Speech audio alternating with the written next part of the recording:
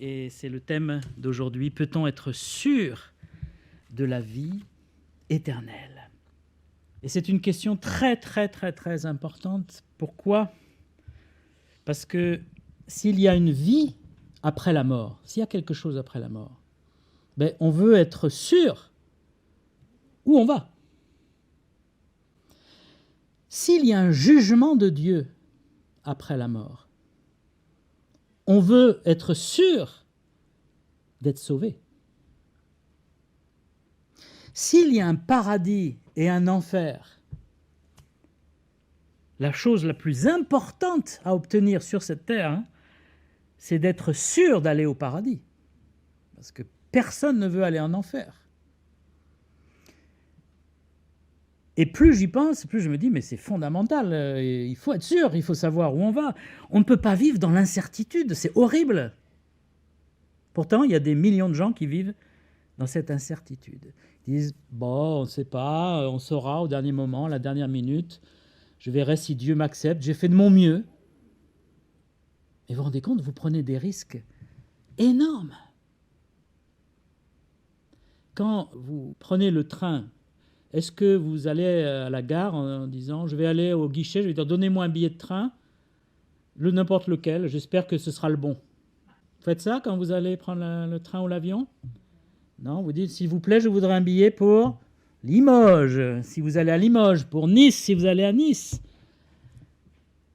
Et pour l'éternité, qu'est-ce qu'on fait? J'espère que ce sera le bon. Dieu ne peut pas avoir révélé toute la Bible, pris le soin d'inspirer les prophètes, de protéger, préserver ce livre au cours des siècles et des millénaires. Dieu n'a pas pris le soin d'envoyer Jésus-Christ sur la terre pour qu'on reste dans ce flou artistique. C'est pas possible. C'est faire offense même à Dieu. Si Dieu a révélé les Écritures et s'il a envoyé Jésus-Christ, c'est pour qu'on soit sûr. Et juste quelques mots d'introduction au sujet de la Bible, parce que c'est elle que je vais citer ce soir. Ce n'est pas mon opinion dont je vais parler. Mon opinion n'a aucun intérêt dans cette question. Ce que moi je crois ou pense, ça ne vaut rien. Par contre, ce que la parole de Dieu dit, ça a beaucoup de valeur. Et pourquoi je dis la parole de Dieu? Parce que la Bible n'est pas un simple livre de religion, ce n'est pas un missel pour prier ou pour faire des rites. La Bible se présente elle-même comme étant inspirée directement de Dieu. C'est Dieu qui a inspiré des prophètes qui ont écrit. Il y a également ceux qui ont écrit les évangiles où ils citent les paroles de Jésus-Christ lui-même. Et si c'est la parole de Dieu, j'ai intérêt à faire attention, on l'a entendu ce matin dans le message, quand Dieu parle, il faut l'écouter. Et il faut faire ce qu'il dit. Parce que si on dit oui, il y a la Bible, elle existe, mais bon, vous savez, on ne peut pas la comprendre, ou il y a des erreurs, ou elle se contredit, bon, on la met à la poubelle directement. Mais nous croyons que c'est la parole de Dieu, et elle a prouvé qu'elle est la parole de Dieu. Ça reste quand même le livre le plus lu, le plus vendu, le plus imprimé, le plus traduit du monde, la Bible. C'est pour ça que nous voulons regarder ce que Dieu dit dans sa parole. Parce que quand Dieu dit quelque chose, quand il fait une promesse, on peut être sûr qu'elle est vraie. Un premier verset, c'est dans la première lettre de Jean. Donc ce n'est pas l'évangile selon Jean, c'est l'épître qu'il a écrit plus tard, depuis la ville d'Éphèse. L'apôtre Jean, celui qui a connu le Seigneur Jésus. Et voici ce qu'il dit. Voici ce témoignage, c'est que Dieu nous a donné la vie éternelle. Et cette vie est en son Fils. Celui qui a le Fils a la vie. Celui qui n'a pas le Fils de Dieu n'a pas la vie. Je vous ai écrit ces choses afin que vous sachiez que vous avez la vie éternelle, vous qui croyez au nom du Fils de Dieu. Alors, ensemble, essayons de comprendre ce que dit cette parole de Dieu. Il est question d'un témoignage, mais pas un témoignage d'homme, un témoignage de Dieu lui-même. Ce témoignage, c'est que la vie éternelle est dans le Fils. Qui c'est le Fils? C'est Jésus-Christ. En quoi Jésus-Christ est-il le Fils de Dieu? C'est une expression juive, en fait. qui veut dire l'envoyé, celui qui vient directement de Dieu, c'est le Messie en fait. C'est que Jésus-Christ est Dieu fait chair, Dieu qui s'est incarné sur la terre. Et donc, celui qui a le Fils, qui a Jésus-Christ, a la vie. Mais celui qui n'a pas le Fils n'a pas la vie éternelle. Donc, on voit que la vie éternelle, ce n'est pas une sorte de gaz ou je ne sais pas, de petit truc qui vous tombe dessus un jour. La vie éternelle, c'est Jésus-Christ lui-même. D'ailleurs, il a dit « Je suis le chemin et la vie. » Et la vie. Pas une vie. La vie. Que j'ai la vie, mon cœur bat, ça va.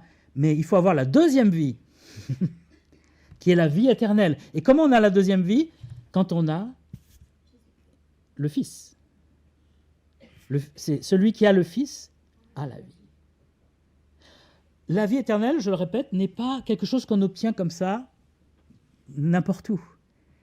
Elle vient directement de Christ, de Jésus-Christ. Et quand j'ai Jésus-Christ, j'ai la vie. Et il termine en disant « Je vous ai écrit pour que vous sachiez que vous avez ».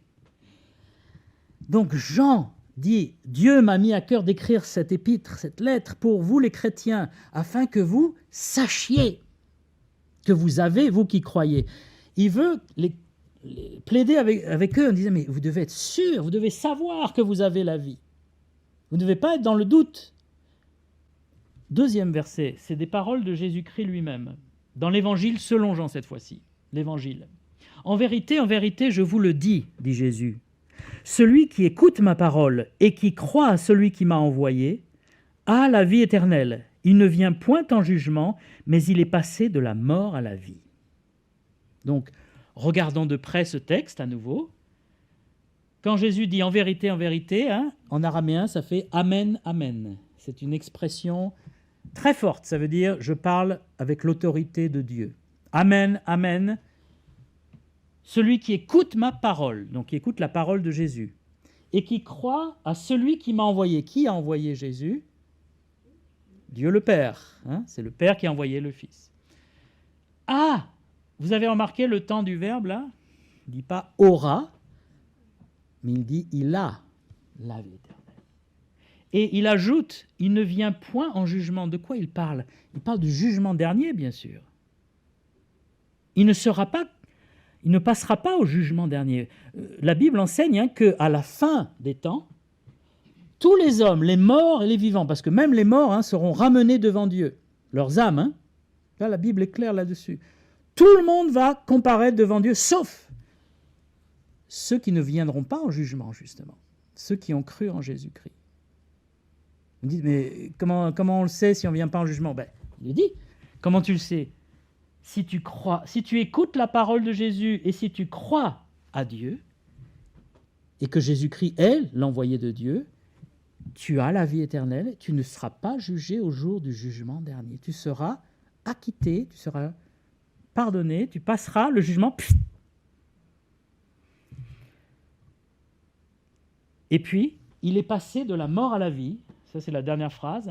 Il ne vient pas en jugement, mais il est passé de la mort à la vie. C'est une expression très forte.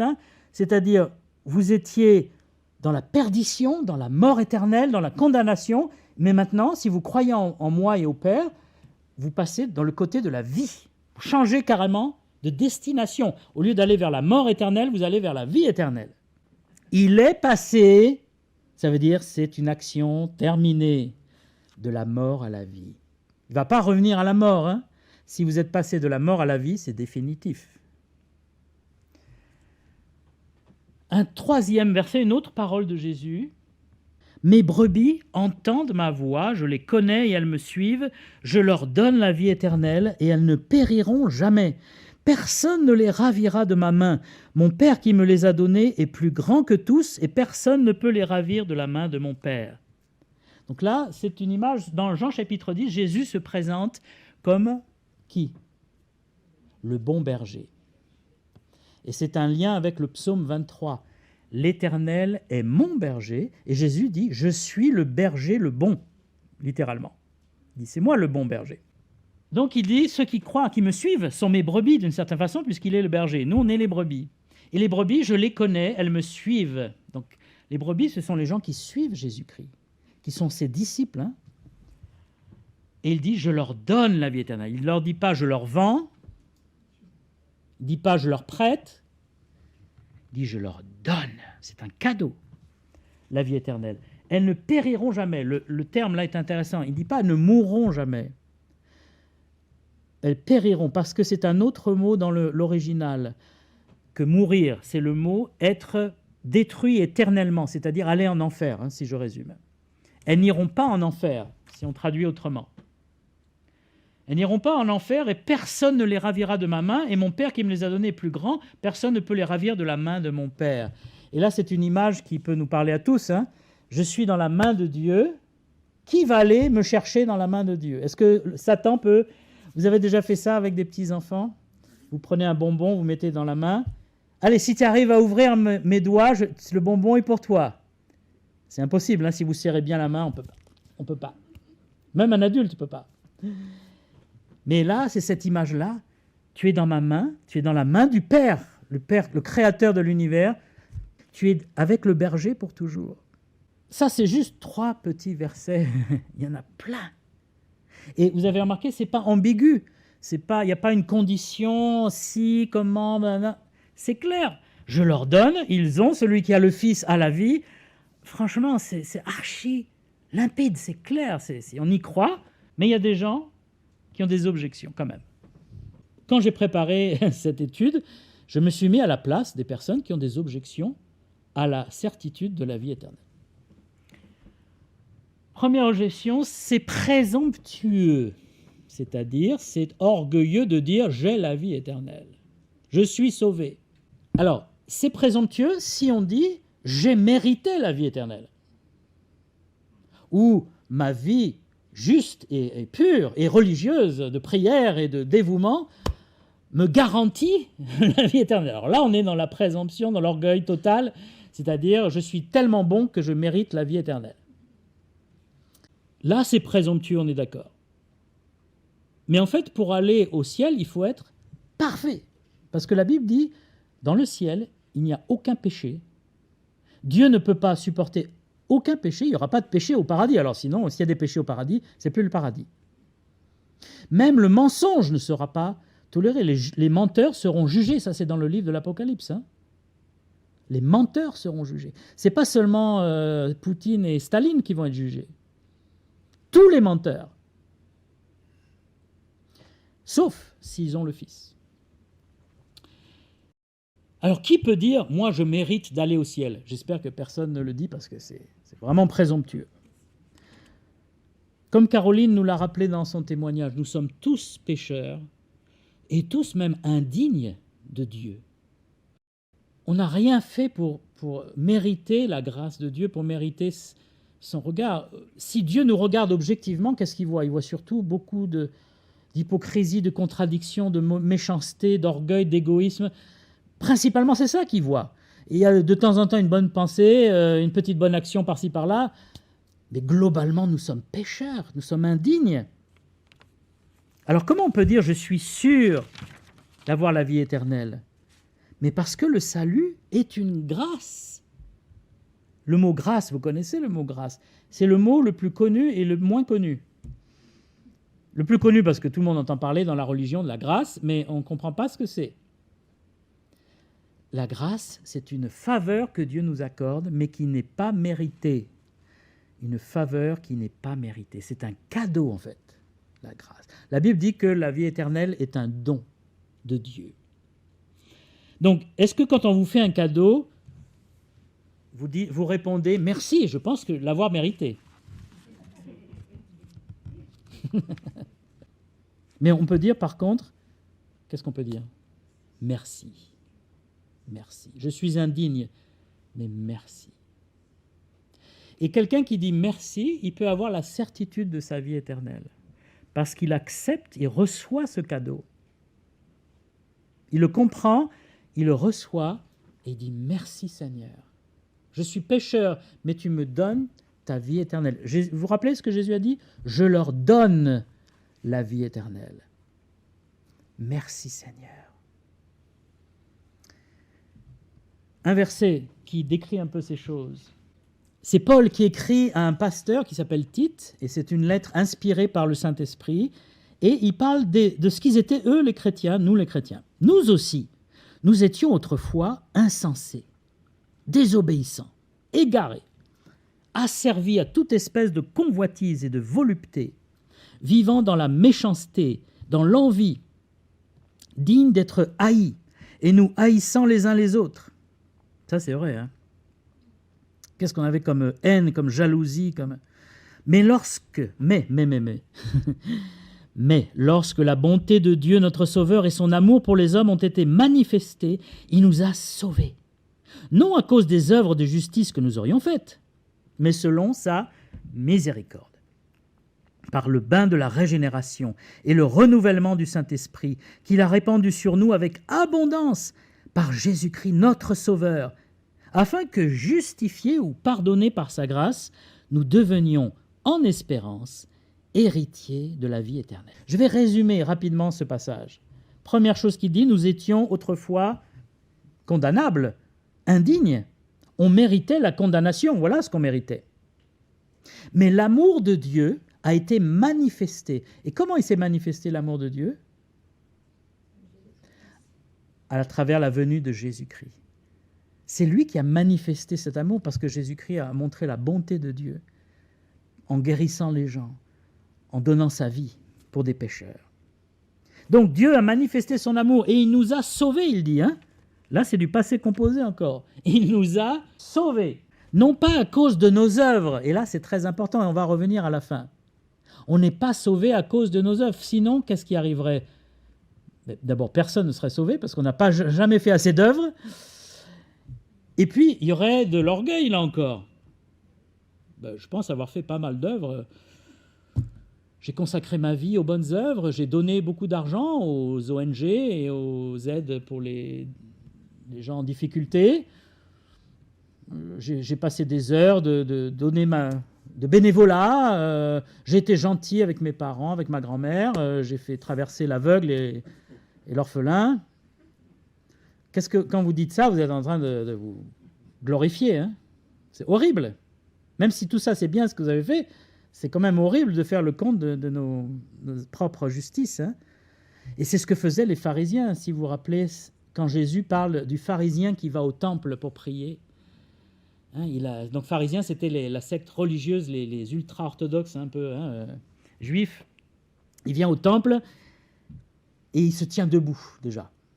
Et il dit « Oh Dieu, je te loue de ce que je ne suis pas comme le reste des hommes. » Et il pense à ce publicain qui est à côté. « Je jeûne, je donne la dîme de tous mes revenus. » Donc il fait la liste de toutes ses bonnes actions religieuses. Et Jésus dit, cet homme, il est retourné chez lui sans être pardonné. Sans être pardonné. Il a beau avoir la meilleure religion du monde.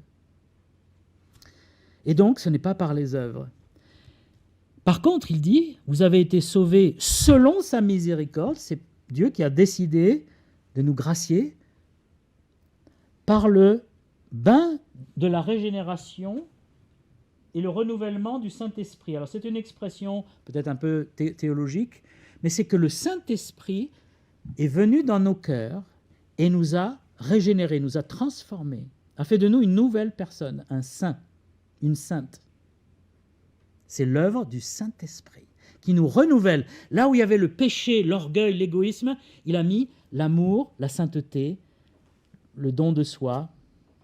Et ça, c'est l'œuvre du Saint-Esprit. Ce n'est pas nous qui avons dit « je vais m'améliorer, je vais être un bon chrétien ». Non, c'est une œuvre du Saint-Esprit. Quand on reçoit Jésus-Christ, on a le Saint-Esprit.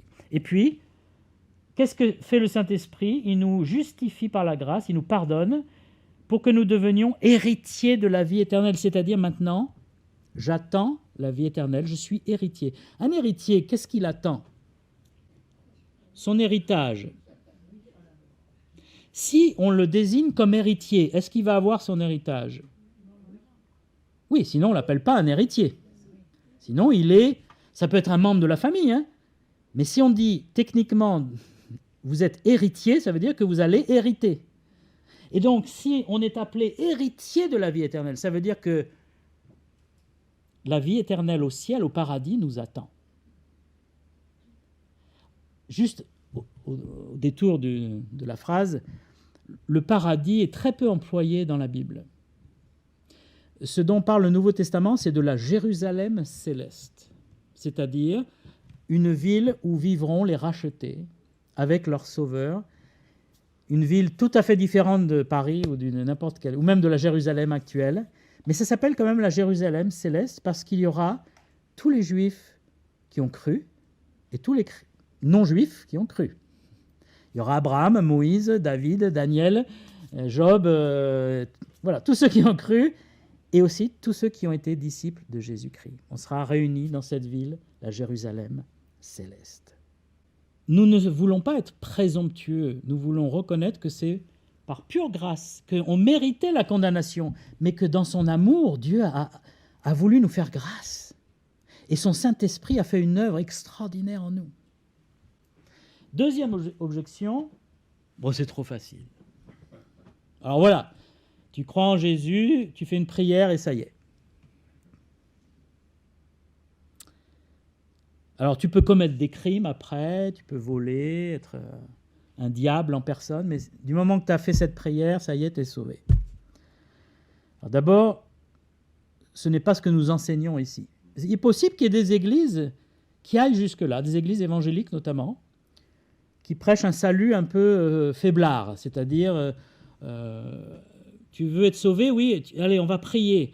Alors tu répètes après moi, oui, je suis pécheur, je crois que Jésus-Christ est mort pour mes péchés, oui, je crois que Jésus-Christ est mort pour mes péchés, je remercie Dieu pour son salut, voilà, ça y est, tu es sauvé.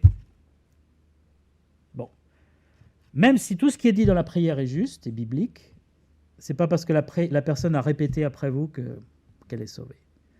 Il doit y avoir autre chose. C'est pas juste une petite prière répétitive.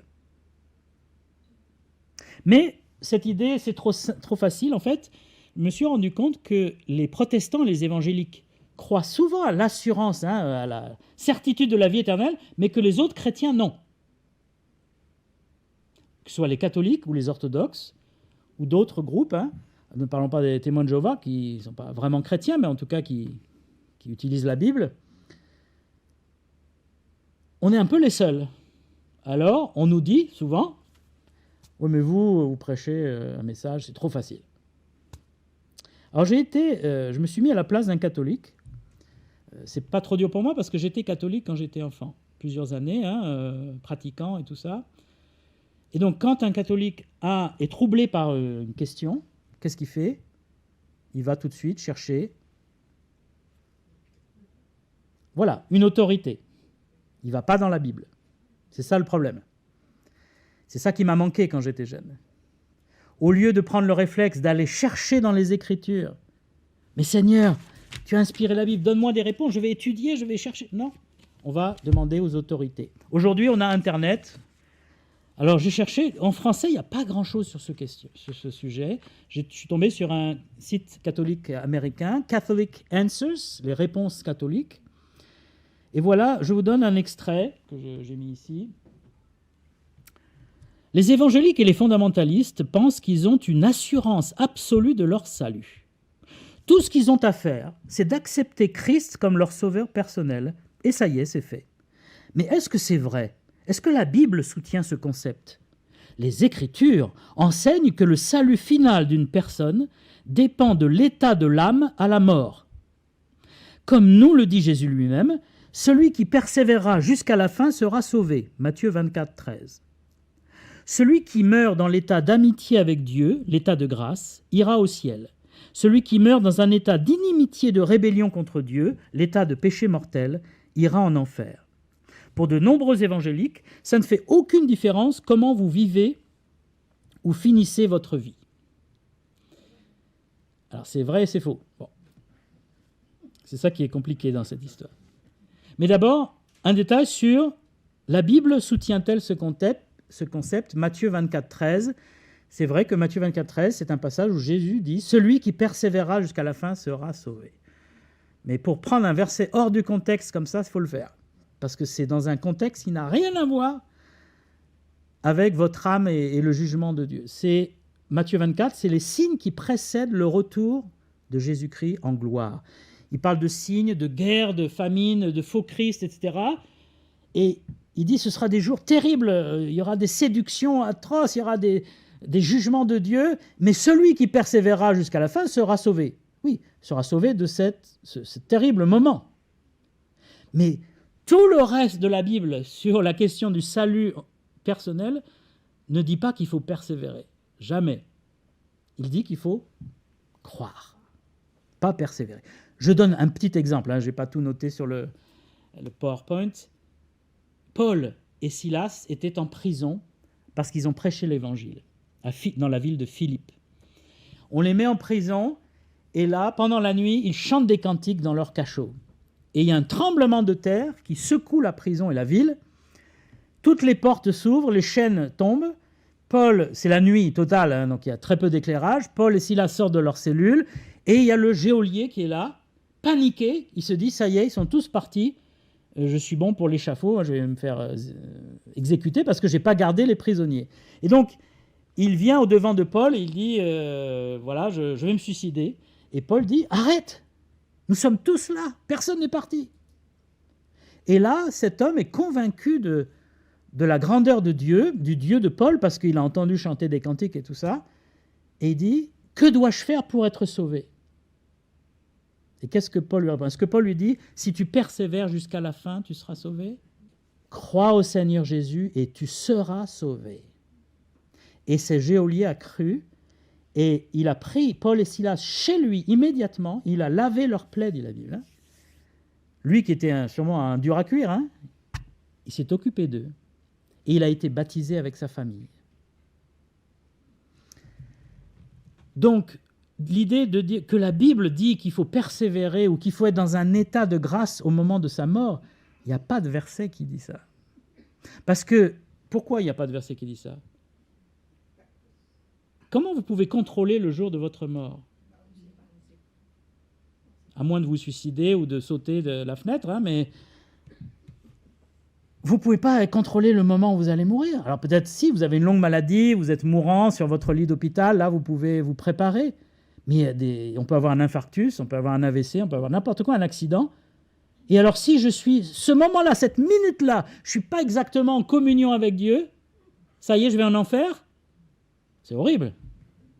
Même si je suis un vrai chrétien, un bon chrétien, heureusement que Dieu ne juge pas comme ça. Dieu ne juge pas sur nos œuvres, encore une fois, on l'a vu, et ni sur nos œuvres de toute notre vie, ni sur nos œuvres au moment où on meurt. Il juge sur notre foi. Celui qui a le Fils a la vie éternelle. Il ne dit pas celui qui persévère ou celui qui fait ceci ou cela. Mais, ceci étant dit, nous prêchons la repentance avec la foi. Paul, dans le livre des Actes, dit « Nous annonçons aux Juifs et aux Grecs la repentance envers Dieu et la foi en notre Seigneur Jésus-Christ. » Bien sûr, si on prêche un message en disant « Viens à Jésus et tu seras sauvé, tu as la vie éternelle », sans explication. Ben, comment je fais pour venir à Jésus ? Ben, viens, tu vas répéter après moi une petite prière. Ça y est, tu es sauvé, tu as la vie éternelle. Ce n'est pas ce que nous prêchons, ce n'est pas ce que nous faisons. Lorsque nous prêchons la repentance. C'est quoi la repentance ? C'est change de direction. Repens-toi de ta vie, de tes péchés, du fait que tu marches loin de Dieu. Tourne-toi vers Dieu. C'est ça, le prêcher la repentance. Et ensuite, la foi en Jésus-Christ. Pour être sauvé, il faut se détourner de ses péchés et se tourner vers Christ. D'ailleurs, c'est un même élan en général. En me détournant de mes péchés, je me tourne vers Christ. Ou en me tournant vers Christ, je me détourne de mes péchés. Mais on ne prêche pas un message, mais peut-être qu'il y a des églises qui le font, pour avoir du monde. Et ça, je le concède tout à fait. Mais ce n'est pas ce que la Bible, en tout cas, dit. Alors, parfois on confond le salut inconditionnel avec l'amour inconditionnel, et je vais expliquer. Inconditionnel, ça veut dire quoi ? Ça ne dépend pas de ce qu'on fait. Il n'y a pas de condition. Donc, est-ce qu'on est sauvé comme ça ? Sans condition ? Non. Alors, l'amour, lui, est inconditionnel. L'amour de Dieu. Romains 5. Lorsque nous étions encore sans force. Christ, au temps marqué, est mort pour des impies. Il ne dit pas pour des chrétiens ou pour des gens merveilleux, pour des impies. À peine mourrait-on pour un juste. Quelqu'un peut-être mourrait pour un homme de bien, mais Dieu prouve son amour envers nous en ce que lorsque nous étions encore des pécheurs, Christ est mort pour nous. Ça, c'est magnifique, hein, c'est un de mes versets préférés. Quand j'étais pécheur, quand j'étais impie, moi je suis devenu athée, j'étais blasphémateur, le Seigneur m'a aimé quand même, de son amour inconditionnel. Je ne comprends pas pourquoi il m'a aimé. J'avais rien d'aimable, mais il m'a aimé parce qu'il est amour, parce qu'il aime de façon inconditionnelle. Mais est-ce qu'il m'a sauvé automatiquement parce qu'il m'aimait? Ah non, parce que le salut, lui, a une condition. Je vous donne un exemple dans Romains chapitre 10. Si tu confesses de ta bouche le Seigneur Jésus, et si tu crois dans ton cœur que Dieu l'a ressuscité des morts, tu seras sauvé. Mais il ajoute plus loin, quiconque invoquera le nom du Seigneur sera sauvé. Vous avez remarqué, il n'y a pas de persévérance là. Il n'y a pas d'être bon au moment de la mort. Si tu invoques le Seigneur, mais tu l'invoques comment? Est-ce qu'il faut juste prononcer le nom de Jésus, ça y est? Non, il faut que tu confesses son nom et que tu crois dans ton cœur, pas juste intellectuellement, dans ton cœur, qu'il est ressuscité des morts. Et la résurrection, c'est très important parce que si Christ n'est pas ressuscité des morts, on ne peut pas être sauvé. Tout se joue sur sa résurrection. Donc il y a une condition pour être sauvé, mais le salut est gratuit. C'est conditionnel, mais Dieu ne demande pas de payer quelque chose, ne demande pas une persévérance toute sa vie jusqu'à la dernière seconde. Il demande de croire au Fils, de reconnaître qu'il est ressuscité des morts et qu'il est le Sauveur. Mais quand on fait ça, ça change notre vie. On l'a vu dans Tite tout à l'heure, hein, le Saint-Esprit vient renouveler notre esprit. On devient une nouvelle personne. Le salut, c'est pas juste, ça y est, j'ai un tampon, j'ai la vie éternelle. Le salut, c'est toute une nouvelle vie. C'est la vie éternelle d'ailleurs, là, ça s'appelle la vie éternelle. C'est une vie, une nouvelle vie avec Christ. On n'est plus la même personne, c'est-à-dire on est toujours soi, bien sûr, mais il y a des choses, on a changé de direction. Maintenant on marche avec Dieu, on est un enfant de Dieu, ce qu'on n'était pas au départ. Alors pourquoi beaucoup n'arrivent pas à une certitude? Je pense qu'au fond, beaucoup aimeraient avoir une certitude, mais ils disent non, c'est trop présomptueux, c'est trop facile. Non, c'est pas possible que Dieu te dise ça y est, tu es sauvé. Non, on n'arrive pas, on est un peu bloqué. Pourquoi? Eh bien, tant qu'on croit que le salut se mérite, on n'y arrivera pas. Parce que vous n'allez jamais être sûr que vous l'avez mérité. Qu'est-ce qu'il faut faire pour mériter le salut d'après vous? Qu'est-ce qu'il faudrait faire théoriquement pour mériter le salut? Il faut ne jamais avoir péché. Il faut être comme Jésus. Parfait. Qu'est-ce que dit la Bible à plusieurs reprises, hein, et notamment dans l'Ancien Testament? Il n'y a pas de juste. Pas même un seul. Il n'y a pas de juste. Personne ne peut dire « je suis juste, donc je vais au paradis ». Il ne faut pas penser que le jugement, c'est juste un jugement humain ou d'église où on dit « bon, toi, tu es quand même un bon chrétien, une bonne chrétienne, tout va bien. Tu viens tous les dimanches déjà, je pense que là, tu es sauvé. Hein. » Dieu ne jugera pas si on vient tous les dimanches. Pour être auprès de Dieu dans la Jérusalem céleste, il faut être juste. Pour être juste, il faut que ce soit Dieu qui nous rende juste. Et le seul qui peut nous rendre juste, c'est Jésus-Christ. Parce qu'il est venu pour ça. Il est mort pour nos péchés. Il est ressuscité pour nous rendre justes. De l'intérieur, pas juste en apparence avec des belles paroles. Et donc, tant qu'on est dans les œuvres, on ne peut pas être sûr parce que j'ai souvent entendu des personnes religieuses, croyantes et sincères, vraiment, dire « Ah, j'ai fait de mon mieux, j'obéis à tout ce que l'Église m'a dit. Mais je ne suis pas sûr. J'espère que Dieu va m'accepter. » Et il y a ce doute horrible. Ce doute horrible. Mais il ne faut pas espérer, il faut être sûr. Je veux que vous sachiez, écrit Jean. J'aime beaucoup l'histoire de Martin Luther. Non pas parce qu'il était le fondateur de la réforme protestante, mais son histoire personnelle. C'était un moine en Allemagne, extrêmement entier. Et il était le moine le plus saint de tous les moines de son monastère parce qu'il se mortifiait totalement pour gagner son ciel. Il dormait par terre. Tout le monde avait une petite couche en paille, mais lui, il ne voulait même pas la paille, il voulait dormir par terre.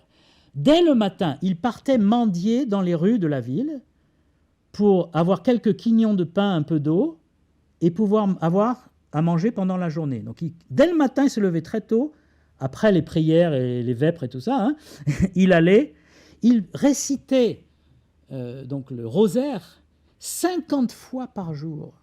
Ça veut dire, ça fait des heures de récitation, des heures. Comme les moines bouddhistes dans certains monastères aussi. Et quand il avait fait tout ça, le soir, il était épuisé et il ne savait pas s'il avait la vie éternelle. Et ça le tourmentait. Il n'arrivait pas à bien dormir. Et il est allé voir le supérieur du monastère. Et le supérieur était un homme qui s'intéressait beaucoup au Nouveau Testament, qui lisait la Bible, et notamment les épîtres de Paul. Tu ne seras jamais sûr de ton salut tant que tu regardes à toi. Il faut que tu arrêtes de regarder à tes mérites et que tu commences à regarder aux mérites de Jésus-Christ. Et il l'a amené dans Romains, l'épître aux Romains que j'ai cité. Il n'y a pas de juste, mais celui qui croit en Jésus-Christ est justifié, est déclaré juste. Et quand Martin Luther a lu ce passage avec son supérieur, ses yeux, c'est comme s'il y avait des écailles qui tombaient. Ah, c'est Christ qui me sauve, c'est pas moi qui me sauve. Il a tout fait pour moi. Et il a compris, tout s'est mis en place dans sa tête, parce qu'il connaissait bien la Bible. Quand Jésus, sur la croix, dit ses dernières paroles, c'est quoi sa dernière parole ? Tout est accompli. Pourquoi il a dit ça ? Mais parce qu'il avait tout payé. Ça a été un éclair. Et il a eu un bonheur et une joie qui n'ont plus quitté. Et il est tellement joyeux et tellement heureux que son supérieur lui a dit « Martin, tu n'as plus rien à faire ici. » Luther, il a compris le salut pour lui. Et après, il a voulu en parler partout. J'espère que ce sera la même chose pour vous. Voilà un verset qui est clair et que Luther aussi a compris. Paul aux Éphésiens, c'est le Nouveau Testament, c'est par la grâce que vous êtes sauvés, par le moyen de la foi.